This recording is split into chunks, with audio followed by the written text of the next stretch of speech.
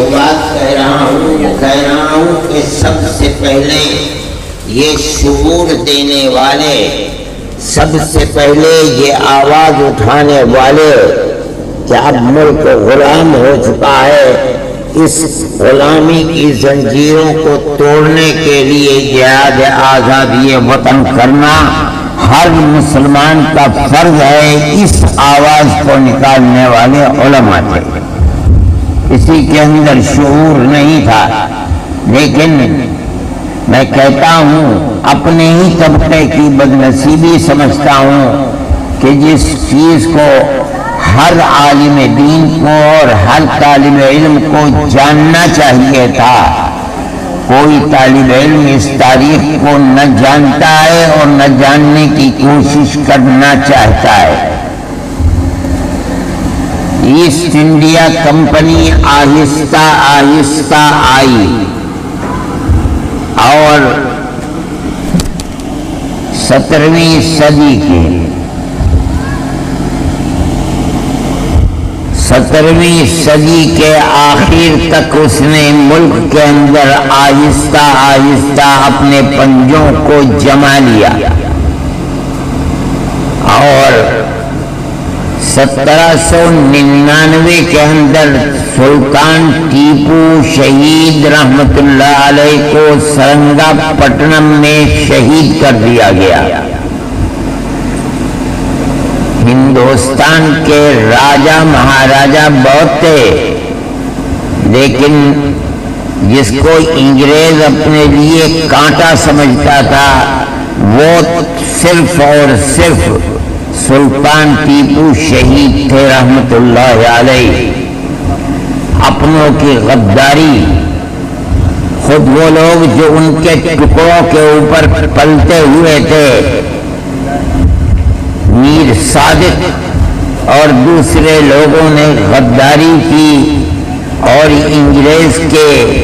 ٹکڑوں کے اوپر پل رہے تھے، اس لیے ان کی غداری سے سلطان کو شہید کر دیا گیا۔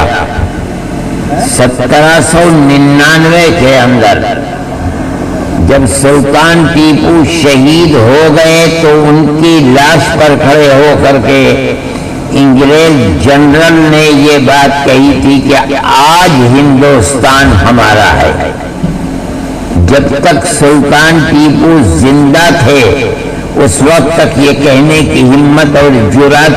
ایسٹ انڈیا کمپنی کے اندر نہیں تھی، اور اس کے بعد انہوں نے جو چھوٹی اور بڑی ہندوستان کے اندر راجا مہاراجا اور نواب حکومت کر رہے تھے، ان سب کو اپنے پنجوں کے اندر لے کر 4 سال کے بعد سن 1803 میں دلی میں یہ اعلان کیا کہ ملک خدا کا، ملک خلق خدا کی، حکومت ملک بادشاہ سلامت کا، لیکن آج سے حکم ایسٹ انڈیا کمپنی کا چلے گا۔ یہ مشہور جملے ہیں، خلق خدا کی ہے، ملک بادشاہ سلامت کا ہے۔ شاہ عالم کا دور تھا، لیکن حکم آج سے ایسٹ انڈیا کمپنی کا چلے گا۔ یہ سب سے پہلا اعلان تھا۔ اس اعلان پر کسی نے دھیان نہیں دیا۔ مدرسوں میں زندگی گزارنے والا ایک عالم دین جو اس وقت اپنے ہم عصروں کے اندر سب سے بڑا عالم دین سمجھا جاتا تھا، اور حضرت شاہ ولی اللہ صاحب محدث دہلوی کے سپوت حضرت شاہ عبدالعزیز صاحب رحمت اللہ علیہ کھڑے ہوئے، اور انہوں نے سب سے پہلے یہ اعلان کیا ہے کہ آج ہمارا ملک غلام ہو گیا اور اس ملک کو آزاد کرانے کے لیے جہاد کرنا ہر مسلمان کا فرض ہے۔ یہ سب سے پہلی آواز تھی کسی کے اندر ہمت نہیں تھی کہ یہ آواز کرتا اور لگاتا کہ ملک غلام ہو گیا، اس کو غلامی سے آزاد کرانا ہمارا فرض ہے۔ کوئی کہنے والا نہیں تھا۔ اگر تھا تو شاہ عبدالعزیز صاحب محدث دہلوی تھے۔ یہ چیز تاریخوں میں زندہ ہے، لیکن مسلمان دوسروں کو یہ کہتا ہے کہ انہوں نے ہماری تاریخ کو مٹا دیا،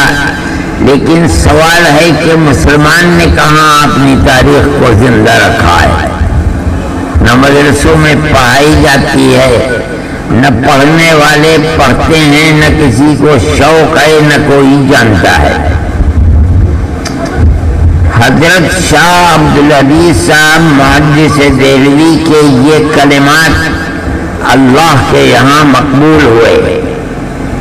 اور انہوں نے جہاد کی تیاری کی، اور انگریز نے ان کو اس کی سزا دینے کی تیاری کی۔ ان کے مدرسے کو دفن کر دیا گیا دلی کے اندر۔ ابھی چند سال ہوئے وہ مدرسہ کھدائی کے اندر آیا، مگر وہ ہندوستان کی بری سیاست کی نظر ہو کر کے پھر برباد ہو گیا۔ حالانکہ اس مدرسے کے باقیات آزادی ہند کی در حقیقت ایک نشانی تھے، اسے آزاد رہنا چاہیے تھا، چاہے اس کی پرانی در و دیوار ہی زندہ رہتی، لیکن یہ ایک نشانی ہوتی کہ یہ ہیں وہ آثار جہاں سے ہندوستان کی آزادی کی آواز نکلی تھی۔ یہ واقعہ سن 1803 کا ہے۔ حضرت شاہ عبدالعزیز صاحب کی جائیداد اور مدرسے کو قرق کر دیا گیا، مدرسے کو دفن کر دیا گیا، ان کو دلی سے نکال دیا گیا، ان کو جسم کے اوپر چھپکلی کا لیپ کرا دیا گیا۔ لوگ کہتے ہیں کہ وہ برس کے بیمار ہو گئے، لیکن جو آواز ان کی زبان سے نکلی تھی آزادی وطن کی، ایک قدم وہ مرد مومن پیچھے نہیں ہٹا۔ یہ تاریخ ہے مسلمان کی، ہماری تاریخ ہے، ہمارے بزرگوں کی تاریخ ہے، جس کو ہم آج زندہ کرنے کے لیے یہ بات کہتے ہیں۔ اور یہ جو میں کہہ رہا ہوں کہ انہوں نے قدم پیچھے نہیں ہٹایا، یہ ایک کھلی ہوئی حقیقت ہے کہ ان مصائب و آلام کو برداشت کیا انہوں نے، مگر انہوں نے اپنی اولاد اور خاندان ولی اللہ سے ایک جوان کا انتخاب کیا، شاہ اسماعیل شہید کا، اور اپنے متوسلین میں سے رائے بریلی کے رہنے والے سید احمد شہید، جو مولانا ابو الحسن علی ندوی رحمۃ اللہ علیہ کے آباء و اجداد میں سے ہیں، لیکن مولانا شاہ عبدالعزیز صاحب محدث دہلوی کے متوسلین میں سے ہیں، ان کا انتخاب کیا اور اپنی زندگی میں ان دونوں کو کھڑا کر دیا جہاد آزادی وطن کے لیے قربانی دینے کے لیے۔ آپ لوگوں کو معلوم نہیں ہے، ان لوگوں نے پورے ملک کے اندر دورہ کیا، لوگوں کے اندر آزادی وطن کی روح پھونکی، جہاں وہ سڑکوں سے جا سکتے تھے سڑکوں سے گئے، جہاں وہ دریاؤں اور کشتیوں سے جا سکتے تھے کشتیوں سے گئے، شمالی ہندوستان سے لے کر جنوبی ہندوستان تک گئے، بہار اور آسام تک گئے، جہاں تک جا سکتے تھے گئے، اور انہوں نے گھوم پھر کر آزادی وطن کے لیے راہ کو ہموار کیا۔ دلی میں بیٹھ کر یہ کام نہیں ہو سکتا تھا، یہاں تک کہ سن 1824 میں حضرت شاہ عبدالعزیز صاحب محدث دہلوی کا انتقال ہو گیا۔ مگر انہوں نے اپنی زندگی کے اندر